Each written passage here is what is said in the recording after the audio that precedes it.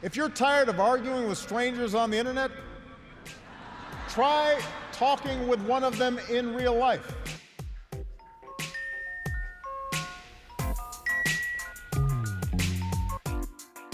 Welcome to Back in America, the podcast. Shahid, thank you so much for being here with us today in Back in America. Tell me, is our education ready for AI?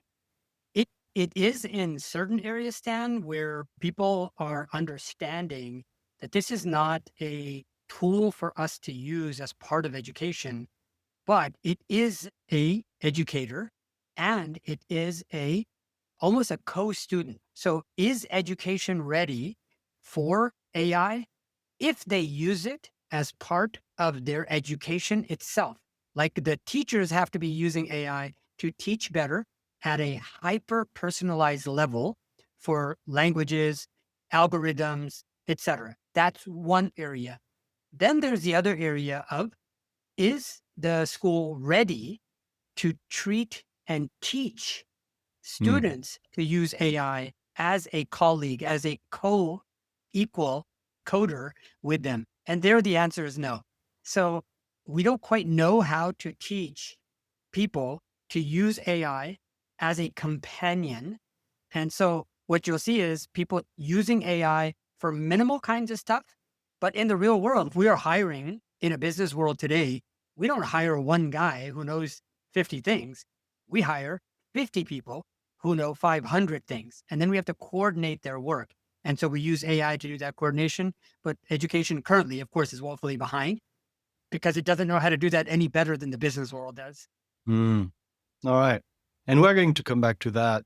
So let me try to introduce you. So when I did some research, I learned that you were an award-winning fractional CTO, and you're going to tell us what it is, and a CISO. You've got hands-on approach to technology. You've got over 35 years of experience of engineering. You've built secure compliance system for complex regulatory industries, from medical device to digital health for the federal government, among others. And you blend deep technical skills with real grasp on how the market and the regulation shape innovation. Yeah. Number one, as a fractional CTO, my background is as a computer scientist. So I was Okay. trained to write code. But as a fractional CTO, what I've spent the last couple of decades on is coming in almost like parachuting as a special ops guy to come in and assist people who may already have a CTO as well, but they need a coach for that CTO, or they might need a CTO because the CTO is in transition. So the chief technology officer in product-oriented companies is literally the chief technical person there who makes decisions, et cetera. Then I've also done work as a chief information security officer, or a CISO.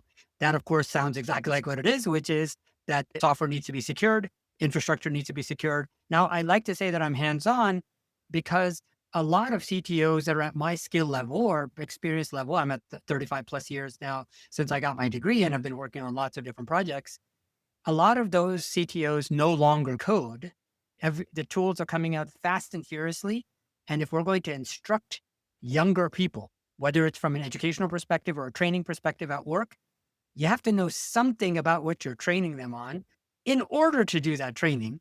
And so that's why I like to say that I'm hands-on. Tell me, what pulled you toward this kind of high-stake engineering, working for highly regulated companies? Is there an attraction for you to this kind of industries, or Yeah, the it happened by principal chance? attraction for guys like me is impact, right? We like to say, I've worked on medical devices that I know saved lives. For me, if at the end of a long day, like I'm an entrepreneur, I work long, long hours and long days. At the end of the day, I don't want to say, I did a fantastic job on a new cartoon creation app. For me, I like to say, when I finished the job, it helped somebody save a life, get a job done, et cetera. So it's mostly about impact, and doing so in a heavily regulated industry allows me to use my special skill set, which is I'm one of those few engineers that could speak to humans as well as machines. And that's not common. And so in order to do all of this really highly technical work in regulated environments, you have to understand the law. So I'm part lawyer. I have to read the law, understand the regulations, know what compliance means, et cetera. But there are a lot of people that can do one or not the other, and not the other vice versa. The best of those amongst us now at this level of skills, we have to understand a bigger world. And we have to understand that the code that we generate from AI has to live in the real world where you can accidentally spend more money. You can accidentally kill somebody. You can put this code into a chip or a microchip that might be in an airplane that could fall out of the sky. It's really important. That's why I would get up in the morning, because I'm close to retirement age, but I don't see myself retiring anytime soon. So you spoke about interpreting the code that comes from a machine and keeping your humanity. Take me back to a time where you were building something and you faced a bug, the system crashed, and how it really impacted how you see human judgment versus machine logics.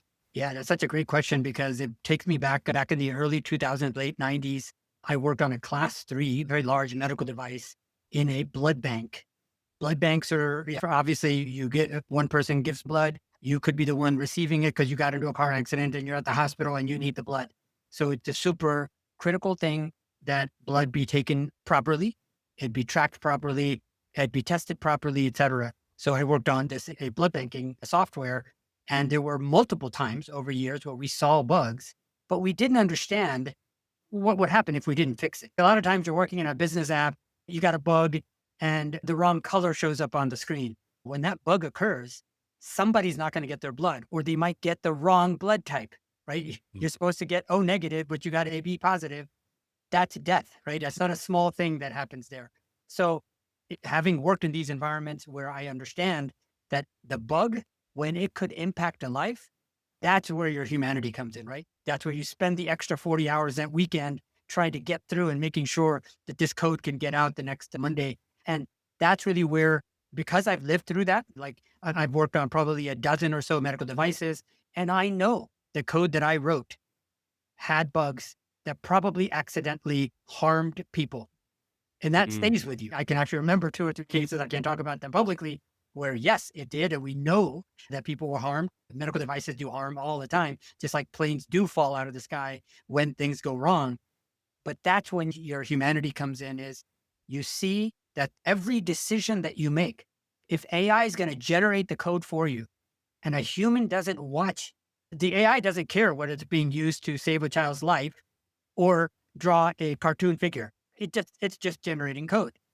But you and I know that one requires a high amount of reliability, a high amount of safety checks, et cetera, versus the other.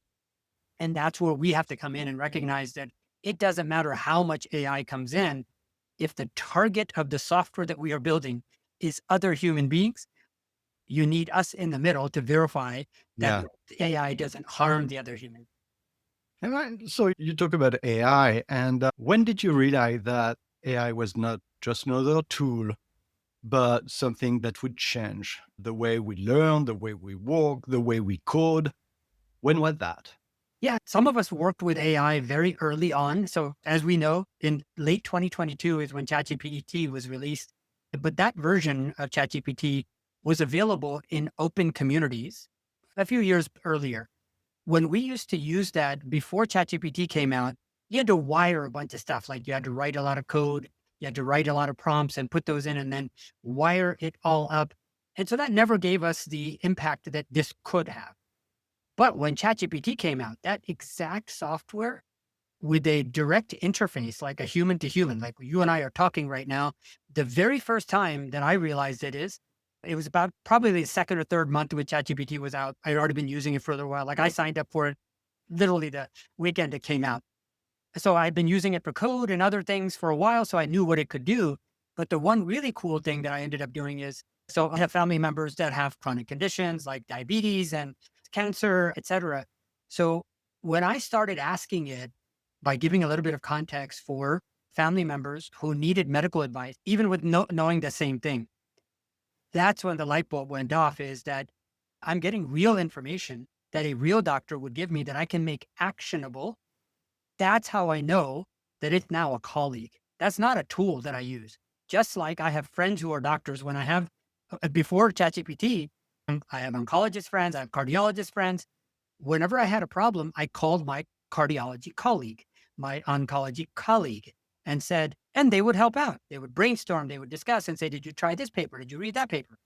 In the essence now, the 90% that I do now, back the first time I realized this, is do it all there and then bring in the human colleague after that. And things get even better because the humans can now take obvious stuff and make it unobvious. Or the humans can say, oh, wow, I never thought about that. You know what? I just saw a patient 2 days ago where we did do this. We didn't even think about it. Let me go back and do it with that patient as well. So it became crystal clear that the AI is your colleague, it's your friend, it's a worker. And how did you feel at the time when that light bulb came on? At first, I was like, no way. I said, this can't be, right? It has to be fluke. So sometimes when you see a generative AI, because I know the technology about generative AI enough to be able to say, I know it's going to generate English because that's what it's been trained on. But when it put together the words in the order that it did, that is not just what it was trained to do, because there's more reinforcement learning, more training that happens on top of that, which means that there's a bank of humans at OpenAI, at Claude, et cetera, that we know tens of thousands that are reading and rewriting and updating these prompts. But what it made me feel is, does this obviate me? Am I no longer necessary? And then, of course, in a few days, you find out, of course not, because it's incomplete. It doesn't know how to prompt itself. It doesn't know how to execute on things. It doesn't know how to be empathetic and talk to one patient versus the other if you don't set the prompts properly.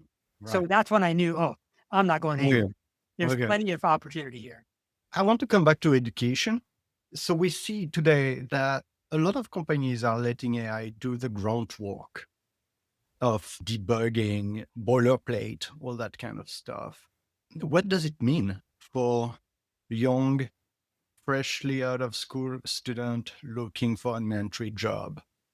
Yeah, it's going to be tougher and tougher for those entry-level positions, but not in the obvious way. Like the obvious way is that companies are not looking for the junior guy. They want the mid or senior who can help operate AI. That's the obvious part. The unobvious part is that the juniors don't know enough to be able to, in their mind, the ones who are hiring this way, the juniors don't know enough in order to drive the AI faster in their environment.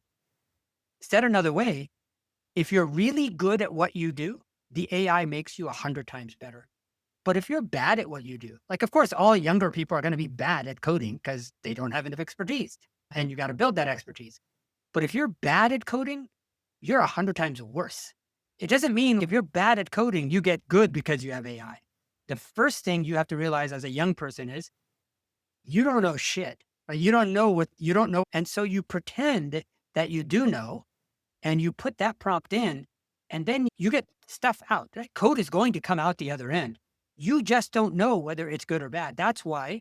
So if I'm a leader who has the opportunity to hire 5 seniors and 5 mid-levels versus 5 entry-level, just for my own sanity, so that I don't have to check the work of those younger people, I need to hire the mid or upper end.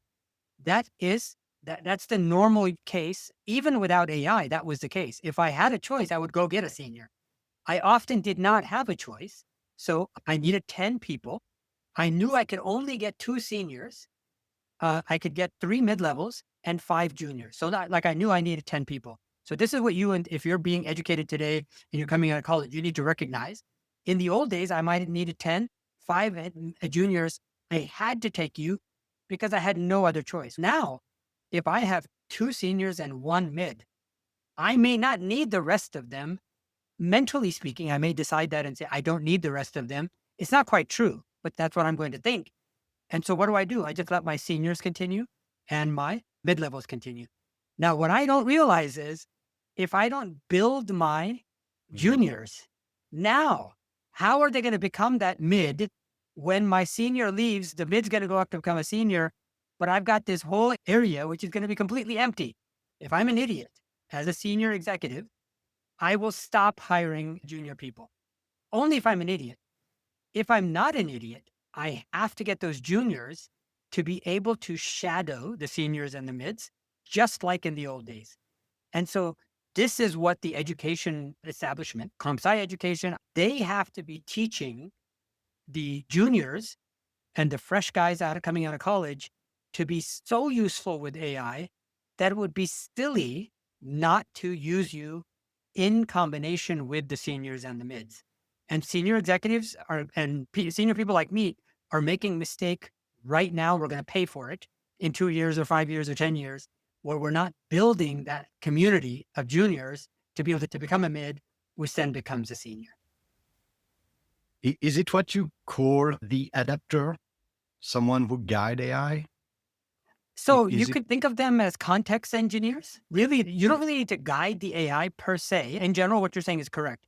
But the guiding of the AI really is telling it the background of what it needs to know so that it can generate what you're asking it to generate. If you go to ChatGPT in a fresh account today and you say, write me a function that can sort a linked list, and that's all you say, it will most likely pick Python because it's a popular language, and it will do so in a way that is fairly advanced because it'll use traditional linked list algorithms, and you'll get a function. Now, you were supposed to tell it that this is to be an assembler or Pascal or C or Ada or whatever. You didn't give it that background, which is what was lacking, right? You didn't give it the context.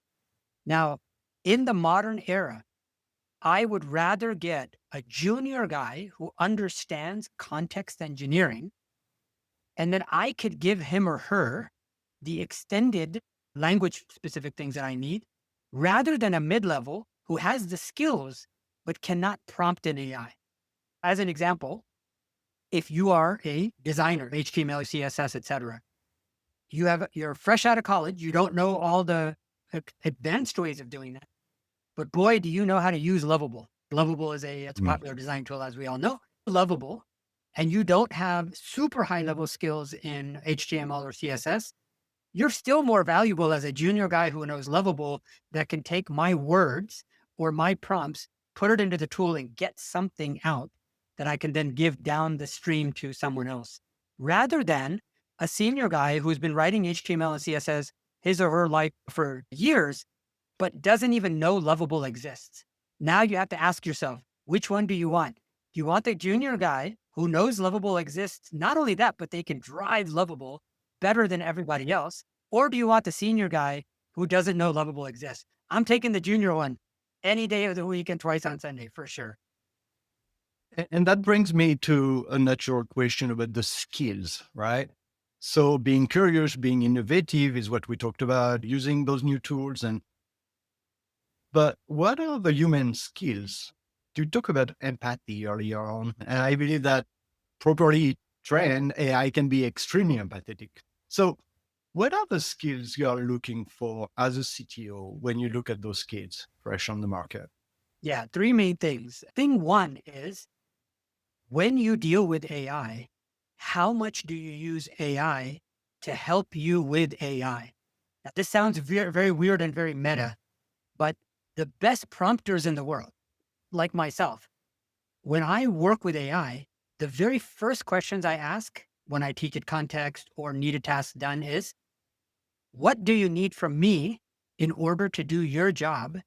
Give me the prompts that you would have me give to you, because when you give me the prompt, I understand it more.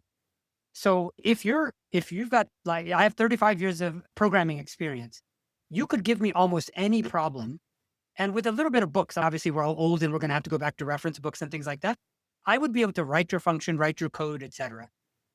But what I wouldn't be able to do is, if I hadn't already done 6, 7 years of this work already, I wouldn't know how to organize my thoughts and provide the context to an AI. So that's thing one.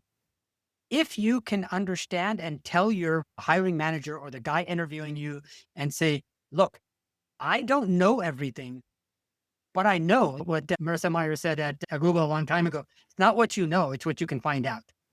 Now it is not what you know, not what you can find out, but what you can prompt through context. So if you extend that and you say, thing one is, can you talk to the computer better than the next guy that they're trying to hire? If the answer is yes, prove it. Write the article, show your prompts, explain how you do things. Go on to GitHub, put project after project, get everything that you know that you're doing with AI public, because that's how you're going to be able to prove to me that you know what you're doing. So that's thing one.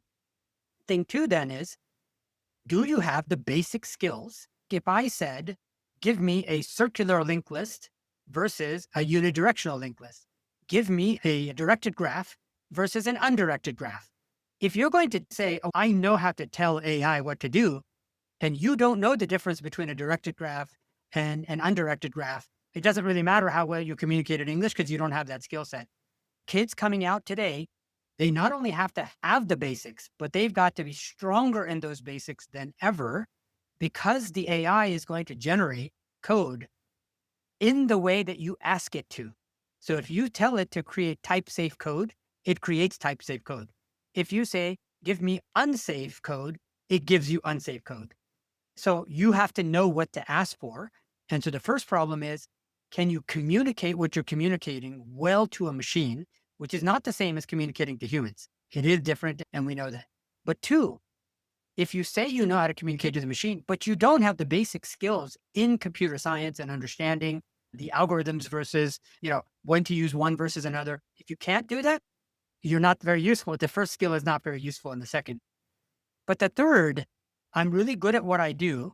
I'm not great at the algorithms and things like that, but I understand how to talk to humans to get requirements input, understand what are their expectations.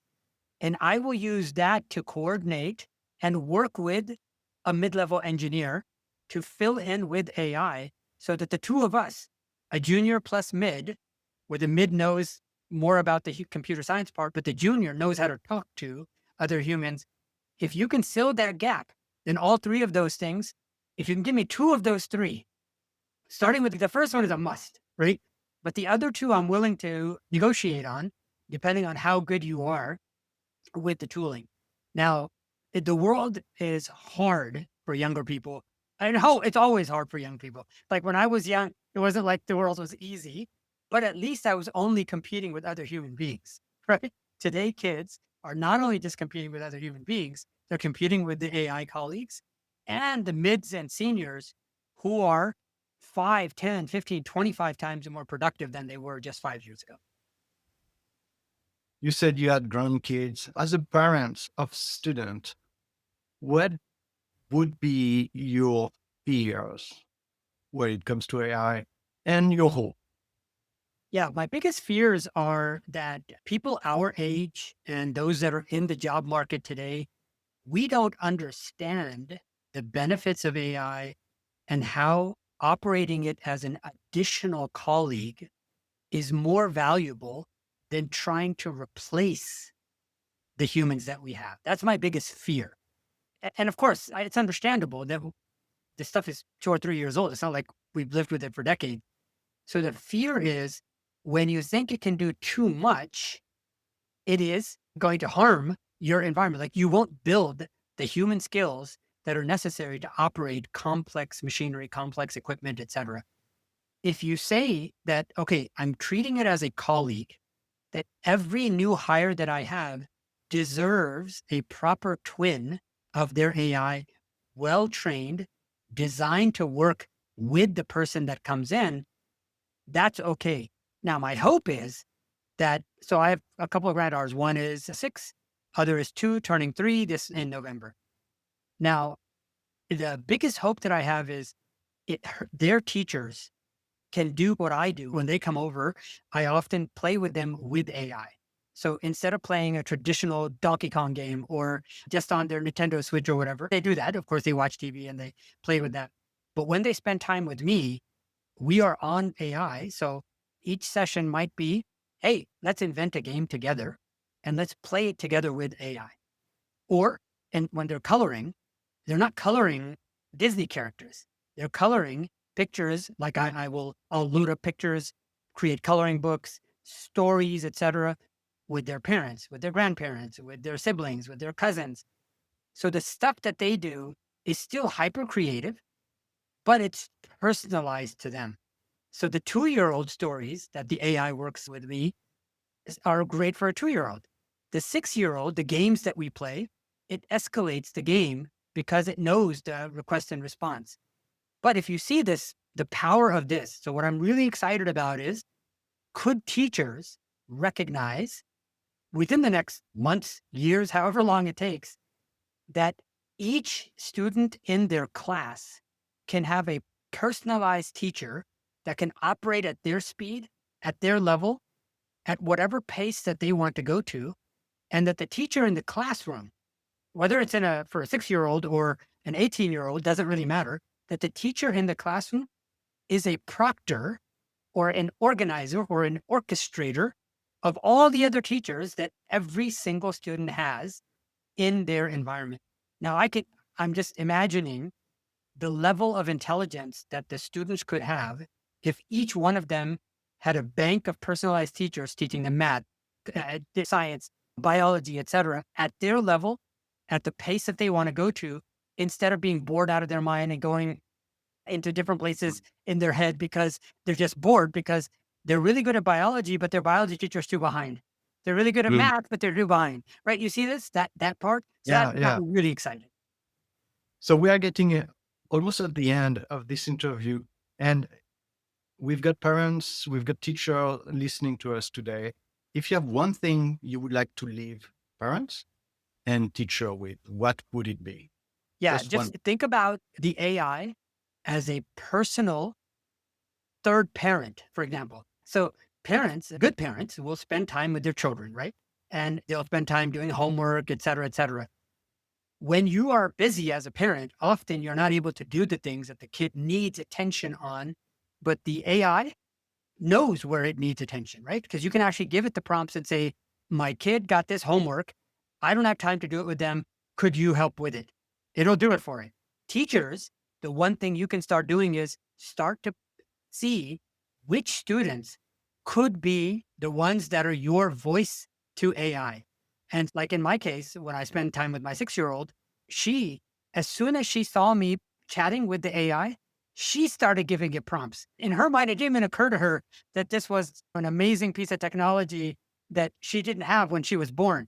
It's like she started talking to it as if it was always with her in her entire life. And she's, ask it to do this. Oh, this is a better idea. Let's do this. This is a 6-year-old now. Imagine what an 8-year-old or a 14 or an 18-year-old could do if we trusted them. And so teachers today are scared of AI just like everybody else is in many different circumstances. But what I would recommend for teachers and parents to do is adopt it, but you sit there with AI. Do not leave your kids with their AI on their own. Like in our case, when our kids were young, we only had computers in a central area where we could see them. Do that. Let them use AI, but be there with them. But don't be afraid of it.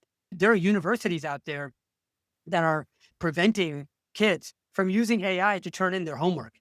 It's the dumbest thing in the world. How are you going to be able to teach them that it's a companion or a colleague when you say you can't talk to this massively useful technology? So don't be afraid of it.